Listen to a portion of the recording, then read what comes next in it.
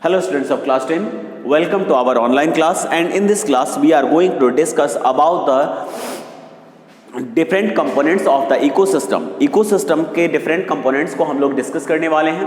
इससे पहले वाले क्लास में हम लोगों ने डिस्कस किया था इकोसिस्टम को. इकोसिस्टम क्या है, और उसमें हमने पढ़ा था कि all the living organism and their interdependence between the living organisms and their non-living environment. Interdependence between the living organisms and their non-living environment is called ecosystem. उसी को हम लोग इकोसिस्टम कहते हैं. अब इसे इकोसिस्टम के दो कंपोनेंट्स जो हमने पढ़ा कि एक नॉन लिविंग इन्वायरमेंट यानी उसके इन्वायरमेंट में जितने भी प्रेजेंट कंपोनेंट्स है जो उसके सर्वाइवल में एक इंपॉर्टेंट रोल प्ले करते हैं, उसको हमने काउंट किया इसके फर्स्ट कंपोनेंट के रूप में, जिसे हम लोग एबायोटिक कंपोनेंट कहते हैं. और जितने भी लिविंग ऑर्गेनिजम्स हैं all are counted as biotic component. सभी को हम लोग बायोटिक कंपोनेंट के रूप में काउंट करते हैं. ठीक है स्टूडेंट्स, एबायोटिक कंपोनेंट्स वो सारे कंपोनेंट्स हैं जो उसके एनवायरनमेंट में प्रेजेंट है और जो उसके सर्वाइवल में एक इंपॉर्टेंट रोल प्ले करते हैं. चाहे वह एलिमेंट्स हो चाहे वह कंपाउंड्स, ये मैटर नहीं करता है. बस वो कंपोनेंट्स जो हैं वो उस लिविंग क्रिएचर के सर्वाइवल में एक रोल प्ले करना चाहिए. इसी को हम लोग कहते हैं, क्या कहेंगे, एबायोटिक कंपोनेंट्स कहते हैं. ठीक है स्टूडेंट्स, अब आते हैं कि इस एबायोटिक कंपोनेंट्स में कितने पार्ट्स हैं. तो इस एबायोटिक कंपोनेंट्स के कुल मिलाकर 5 पार्ट्स, जिसमें सबसे पहला है इनऑर्गेनिक सब्सटेंस, दूसरा है ऑर्गेनिक सब्सटेंस, तीसरा है क्लाइमेटिक फैक्टर्स, चौथा है edaphic factors and the last fifth is topographic factor. इसमें से सबसे पहले हम लोग स्टार्ट करेंगे किससे, तो सबसे पहले इनऑर्गेनिक सब्सटेंसेस से स्टार्ट करेंगे. कौन कौन से इनऑर्गेनिक सब्सटेंसेस हैं जो लिविंग क्रिएचर्स के सर्वाइवल में एक इंपॉर्टेंट रोल प्ले करते हैं. इसमें सबसे पहला आ जाएगा, इसमें देखेंगे कौन कौन सी कंपोनेंट्स हैं. सबसे पहले हम लोग देखते हैं कार्बन, ऑक्सीजन.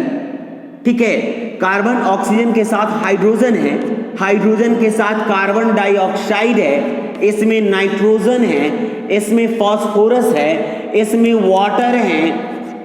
ठीक है, और इसमें और भी ऐसे बहुत सारे कंपोनेंट्स हैं जो कि इस लिविंग क्रिएचर के सर्वाइवल में एक इंपॉर्टेंट रोल प्ले करते हैं. फॉर एग्जाम्पल, ये कार्बन आपने पढ़ा होगा कि लिविंग क्रिएचर्स में कार्बन के डिफरेंट आइसोटॉप्स प्रेजेंट होते हैं. ठीक है, और वो आपने जाना होगा कि कौन कौन से कार्बन प्रेजेंट होते हैं. कोल में भी कार्बन, फ्यूल में भी कार्बन, लिविंग क्रिएचर्स में भी कार्बन. और ये कार्बन एक इंपॉर्टेंट फैक्टर बन जाता है एक लिविंग क्रिएचर के सर्वाइवल के लिए. यही कार्बन ऑक्सीजन और हाइड्रोजन के साथ मिलता है तो क्या बना देता है, कार्बन डाइऑक्साइड. सॉरी, कार्बन जो है वो ऑक्सीजन के साथ मिलेगा तो बनाएगा कार्बन डाइऑक्साइड. कार्बन, ऑक्सीजन और हाइड्रोजन मिल जाएंगे तो बना देंगे कार्बोहाइड्रेट.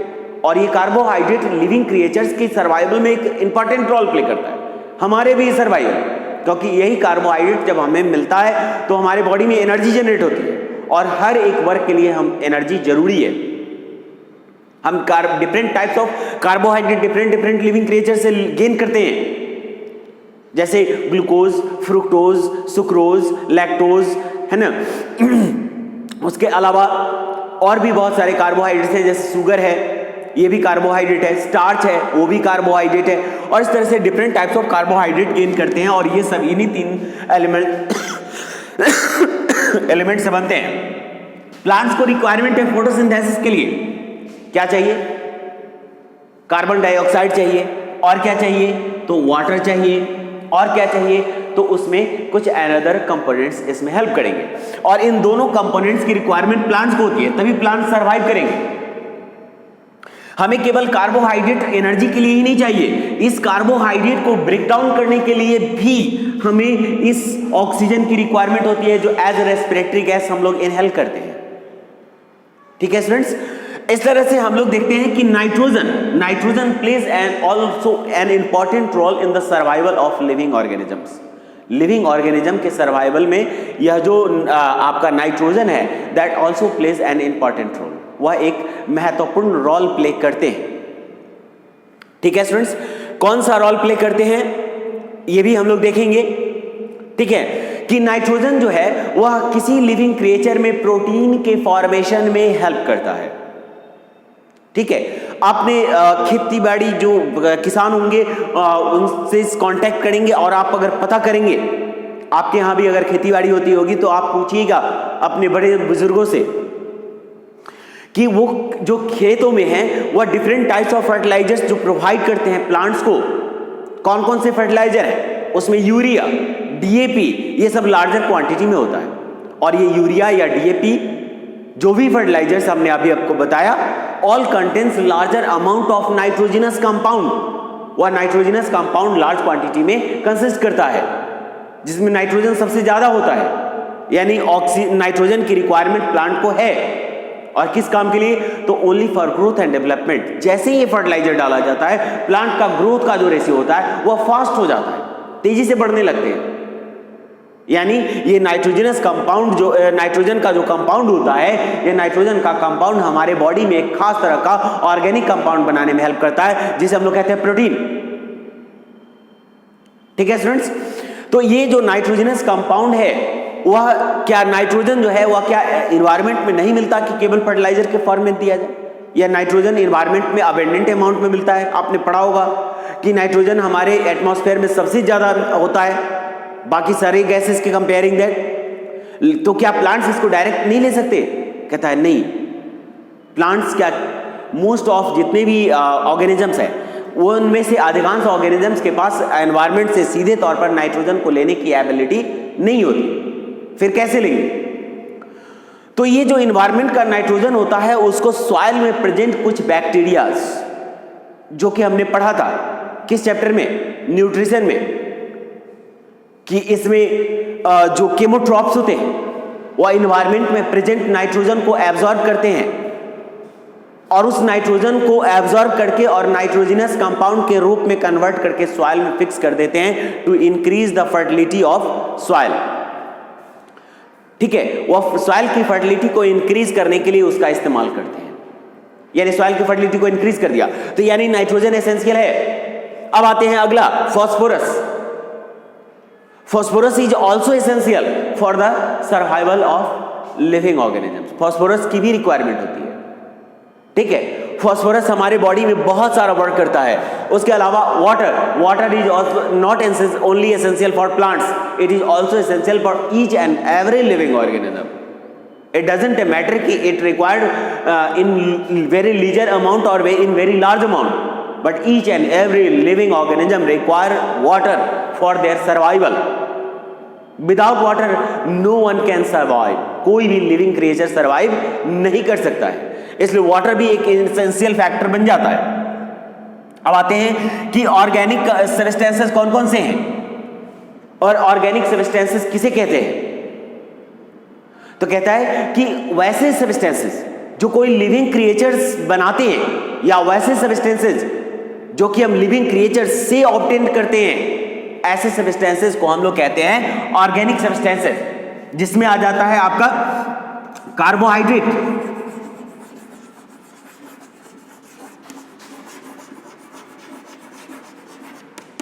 कार्बोहाइड्रेट जिसमें आ जाता है एमिनो एसिड, एमिनो एसिड जिसमें आ सकता है आपका फैटी एसिड,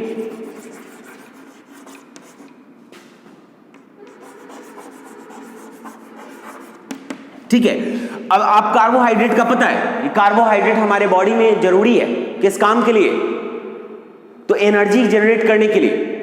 किस काम के लिए जरूरी है? एनर्जी जनरेट करने के लिए। जैसे हमने पढ़ा कि नाइट्रोजन जो जरूरी है वह प्रोटीन के लिए जरूरी होता है, और प्रोटीन हमारे बॉडी में एक बॉडी बिल्डिंग फूड के तौर पर काम करता है। कार्बोहाइड्रेट एनर्जी गिविंग फूड के तौर पर काम करता है। फैट हमारे बॉडी में एनर्जी देता है। विटामिन एंड मिनरल्स ये सब जो है ऑर्गेनिक कंपाउंड के रूप में ही जनरली हम फूड में मिलता है। तो ये जो आपका कार्बोहाइड्रेट है वो एनर्जी प्रोवाइड करता है, और वो हम भी किसी न किसी लिविंग क्रिएचर से ही ऑब्टेन करते हैं, वेदर इट इज प्लांट और एनिमल।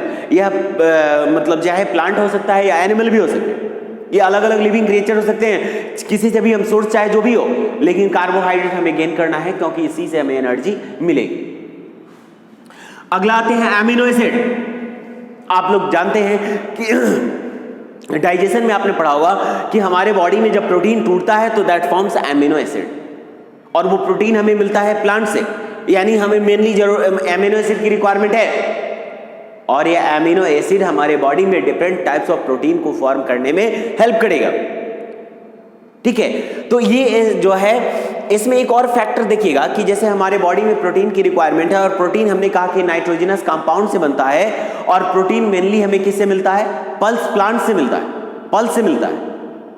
और इस पल्स में एक मैंने आपने और चीज पढ़ा होगा कि लेग्यूमिनस प्लांट्स के रूट नोड्यूल्स में एक खास तरह का बैक्टीरिया होता है। कौन सा बैक्टीरिया? राइजोबियम। और यह राइजोबियम एनवायरमेंट से नाइट्रोजन को एब्जॉर्ब कर सकता है एटमॉस्फेयर से, और उसको नाइट्रोजनस कंपाउंड के रूप में कन्वर्ट करके सॉइल प्लांट को देता है, और वही सॉइल प्लांट उस नाइट्रोजनस कंपाउंड का यूज करता है प्रोटीन के फॉर्मेशन के, और वही प्रोटीन हम लोगों को मिलता है जिसको डिफरेंट फॉर्म्स में चेंज करके और हम अपने बॉडी में यूज करते हैं। तो यहां पे हमने देखा कि amino acid is type of organic compound and which is essential for the survival of living organisms. अगला है आपका जो है कह रहा है कि फैटी एसिड। ठीक है, फैटी एसिड यानी जो फैट होता है जो हमें मिलता है ज्यादातर ऑयल प्लांट से, ठीक है, या फिर कुछ एनिमल से भी हम लोग फैट गेन करते हैं। और ये एनिमल से गेन किया जाने वाला जो फैट होता है, जब यह फैट हमारे बॉडी में ब्रोकन डाउन होता है तो it forms the fatty acid and glycerol. यह टूटता है और फैटी एसिड और ग्लिसरॉल में बनाता है। और फैटी एसिड की एसेंशियलिटी है, क्या एसेंशियलिटी है, क्या जरूरत है उसकी? तो ये जो फैटी एसिड होता है वो हमारे बॉडी में सबसे पहला है कि रिजर्व हो जाता है, जमा हो जाता है, और हमारे बॉडी में शॉक एब्जॉर्बिंग सरफेस बनाता है। हमारे बॉडी में डिफरेंट ऑर्गन्स के प्रोटेक्शन का काम करता है, हमारे बॉडी में डिफरेंट ऑर्गन्स को पैक करने में हेल्प करता है। ठीक है, as in the form of adipose tissue. ठीक है स्टूडेंट्स, तो इस तरह से ये रिक्वायरमेंट आपने देखा कि जो ऑर्गेनिक कंपाउंड्स हैं, these organic compounds are also essential for the survival of each and every type of living organisms.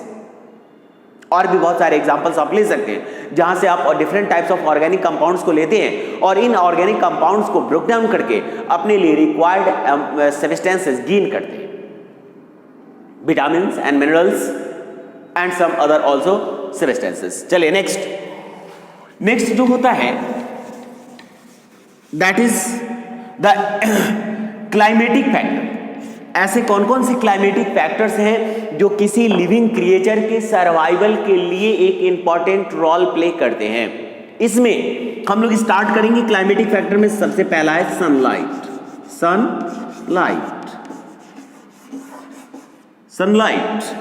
Sunlight के साथ हो जाता है आपका विंड, ह्यूमिडिटी,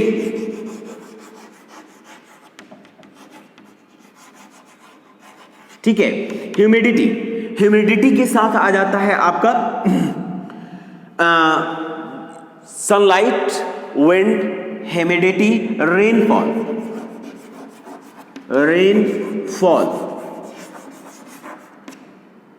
ठीक है,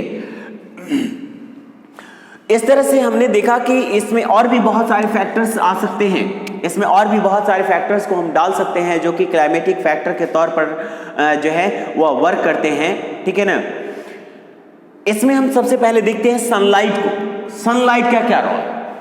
सनलाइट तो आप जानते हैं कि इस नेचर की सर्वाइवल के लिए एसेंशियल है। सनलाइट हमारे अर्थ के टेम्परेचर को एवरेज मेंटेन करने में हेल्प करता है। अगर हमारे अर्थ का टेम्परेचर एवरेज ना हो तो यहां पर लिविंग क्रिएचर्स का सर्वाइवल संभव नहीं होगा। इसलिए हमारे अर्थ को जो टेम्परेचर, जो हीट, जो एनर्जी मिलता है वह सनलाइट से ही मिलता है। अभी सनलाइट नहीं है तो अभी टेम्परेचर कितना मतलब जो डिक्रीज, हम घर से बाहर निकलने से भी बचना चाहते हैं, हमें डर लगता है कि कहीं इसमें ठंडा न लगे। यानी हमारा जो टेम्परेचर है अर्थ का मेंटेन होता है वह सनलाइट की वजह से मेंटेन होता है, केवल टेम्परेचर नहीं। जितने भी ग्रीन प्लांट्स होते हैं they perform photosynthesis and for the process of photosynthesis they require sunlight, उन्हें सनलाइट की रिक्वायरमेंट होती है। एंड यहां पर एक और चीज ध्यान देने वाली बात होती है कि नॉट ओनली द प्रेजेंस और absence of sunlight but also the intensity of the sunlight determine initiate the ratio of the photosynthesis, यानी उसका इंटेंसिटी आप फिजिक्स में पढ़ेंगे, लाइट इंटेंसिटी क्या होता है। तो जो सन की लाइट की इंटेंसिटी है वह भी डिटरमाइन करता है कि रेशियो ऑफ फोटोसिंथेसिस क्या हो। अगर लाइट इंटेंसिटी सही है, परफेक्ट है, तो फोटोसिंथेसिस का रेशियो बहुत तेज हो जाता है। वही लाइट इंटेंसिटी बहुत ज्यादा बढ़ जाए तो यह 30 to 40% तक जो है वह फोटोसिंथेसिस के रेशियो को घटा देगा, और लाइट इंटेंसिटी कम हो जाए तो भी यह फोटोसिंथेसिस के रेशियो को क्या करेगा, घटा देगा। तो इंटेंसिटी जो है वह बहुत ही मायने रखता है। और इसके साथ इंटेंसिटी के साथ साथ एक और चीज बहुत ही इंपॉर्टेंट होता है कि the amount of sunlight that fall on a plant, the amount of sunlight that gained by a plant और the time period in which the sunlight provided to the particular plant. तो कहता है कि अलग अलग प्लांट्स को अलग अलग सनलाइट के अमाउंट की रिक्वायरमेंट होती है, टाइमिंग की रिक्वायरमेंट होती है, जिसे हम लोग काउंट करते हैं फोटो पीरियड में।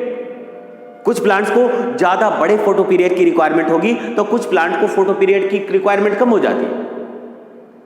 जैसे हम लोग जानते हैं पैडी यानी धान का पौधा, इसे गर्मियों के सीजन में बोया जाता है, जिस समय दिन काफी लंबा होता है, बड़ा होता है, और इससे उसे ज्यादा सनलाइट मिलता है और वो तेजी से फोटोसिंथेसिस करेंगे।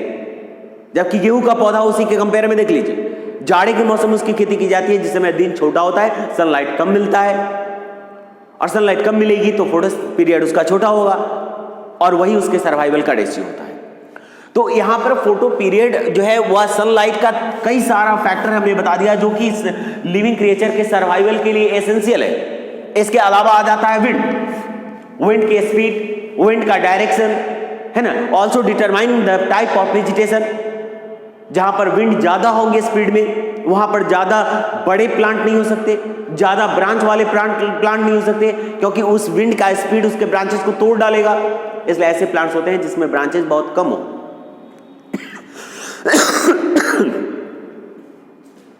जैसे समुद्र के किनारे वाले इलाकों में नारियल का पौधा होता है, डेट यानी पाम, वैसे पौधे होते हैं जो ज्यादा पानी में भी सर्वाइव कर सके और विंड स्पीड ज्यादा होने पर भी उनमें ज्यादा बड़े ब्रांच न हो, जो कि जिनका कि टूटने का खतरा ज्यादा हो।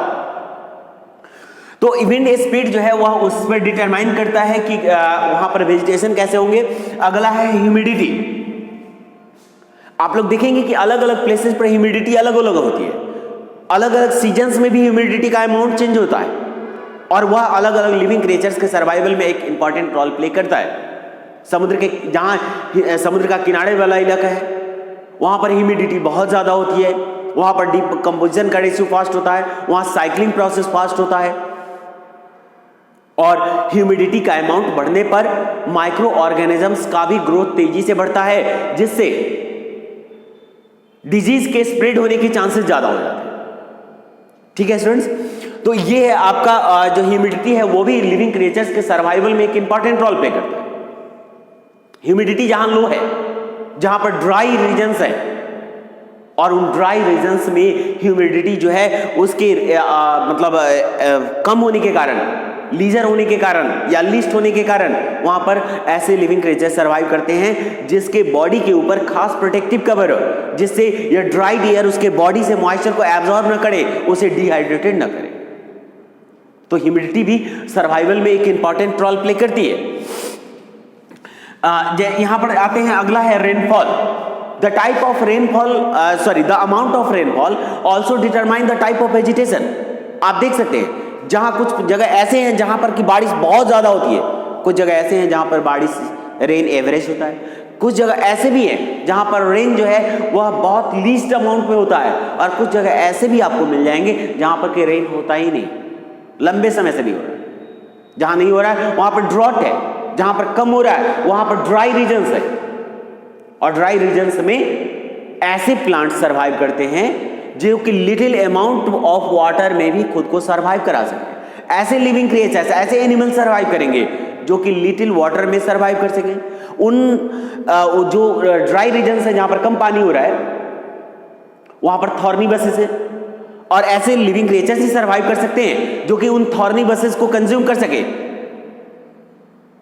ठीक है, और ऐसे ही वहां पर कह रहा है कि रेनफॉल जो है वह टाइप ऑफ वेजिटेशन को डिटरमाइन किया, टाइप ऑफ वेजिटेशन एनिमल्स को यानी लिविंग क्रिएचर्स को डिटरमाइन किया, और इस तरह से आपने देखा कि रेनफॉल एक ऐसा फैक्टर है जो कि यह डिटरमाइन करता है कि कहां पर कितने के और किस तरह के लिविंग क्रिएचर्स सर्वाइव करेंगे। अगला है आपका ट्रोपोग्राफिक रीजन। अब हम लोग देखेंगे ट्रोपोग्राफिक रीजन क्या है, ट्रोपोग्राफिक फैक्टर क्या है। तो हम लोग देखेंगे तो ट्रोपोग्राफिक में कौन कौन सा आता है। इसमें आ जाता है आपका ट्रोपोग्राफी में माउंटेन्स,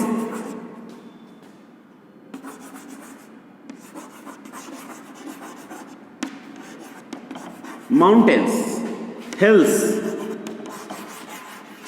वैलीज,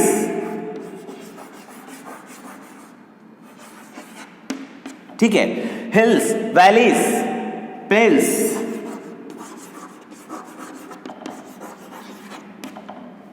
आपने इसके बारे में पढ़ा होगा। Mountains, hills, valleys and plains, इन सभी का क्लाइमेटिक कंडीशन डिफरेंट होता है। माउंटेन्स कुछ ऐसे हैं जहां पर बहुत ज्यादा बर्फबारी होती है और वहां पर रहने वाले प्लांट्स ऐसे सरवाइव कर सकते हैं जो उस एक्सट्रीम कोल्ड क्लाइमेटिक कंडीशन में भी खुद को एडेप्ट कर सकते। नॉर्मल प्लांट वहां सरवाइव नहीं कर सकते। हमारे यहाँ का प्लांट वहां पर सरवाइव नहीं करेगा क्योंकि हमारे यहाँ के प्लांट के जो ब्रांचेज होते हैं वो अपवर्ड होते हैं, और माउंटेन रीजन में जब स्नोफॉल होगा तो these snowfall get collected on the branches and leaves of the plant and due to heavy weight they broken down, वो टूट जाएंगे। इसलिए वहां पर ऐसे प्लांट्स हैं जो स्लोप ब्रांचेस कंटेन करते हैं, निडल से लिफ्ट्स होते हैं, जैसे कि उस पर भी कोई इफेक्ट ना पड़े स्नोफॉल का। और इस तरह और वहां पर जो है अलग टाइप का एक मिनरल भी अवेलेबल होता है जिसमें कि उन्हें सरवाइव करना होता है। वहीं पर हिल्स की बात करें तो उसका क्लाइमेटिक रीजन कुछ डिफरेंट होगा। वहीं पर आपका वैलीज का क्लाइमेटिक रीजन कुछ डिफरेंट होगा। वहां पर फर्टाइल सॉइल होंगे और अलग तरह का क्लाइमेटिक कंडीशन होगा जिसमें अलग तरह के वेजिटेशन सर्वाइव करेंगे। वहीं पर आगे आएंगे अगर प्लेन्स में, तो प्लेन्स जो है वह सबसे ज्यादा फेवरेबल कंडीशन को कंसिस्ट करता है for survival of different living creatures. ठीक है स्टूडेंट्स, तो ये जो प्लेन्स होते हैं, इन प्लेन्स में सभी तरह के वो फीचर्स अवेलेबल होते हैं जो सर्वाइवल के लिए जरूरी है, वो सर्वाइव कर सकते हैं। ठीक है ना, तो ये हो गया आपका एडाफिक फैक्टर, ठीक है ना, और ट्रोपोग्राफिक फैक्टर। ट्रोपोग्राफिक फैक्टर के बाद आपका एडाफिक फैक्टर में सॉइल आ जाता है। कौन? सॉइल। ठीक है स्टूडेंट्स, तो सॉइल में जो है सॉइल का कौन कौन सा कैरेक्टर होता है, तो इसमें सॉइल का टेक्सचर मान सकते हैं। ठीक है, क्या मान लेंगे? टेक्सचर मान लेंगे। सॉइल की पोरोसिटी मान सकते हैं।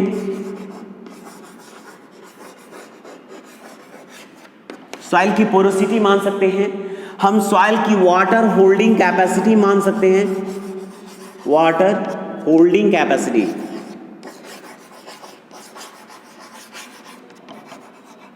ठीक है, वाटर होल्डिंग कैपेसिटी को मान सकते हैं। और ये सारे जो हैं वह ये सॉइल के टेक्सचर और सॉइल के कैपेसिटी को डिटरमाइन करते हैं।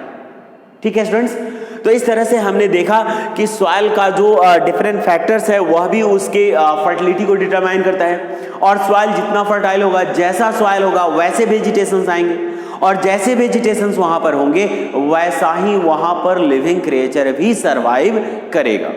तो इस तरह से अब तक हमने जो डिस्कस किया, that is all the abiotic factors of the environment ecosystem.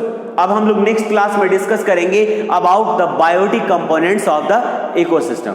ठीक है स्टूडेंट्स, थैंक यू।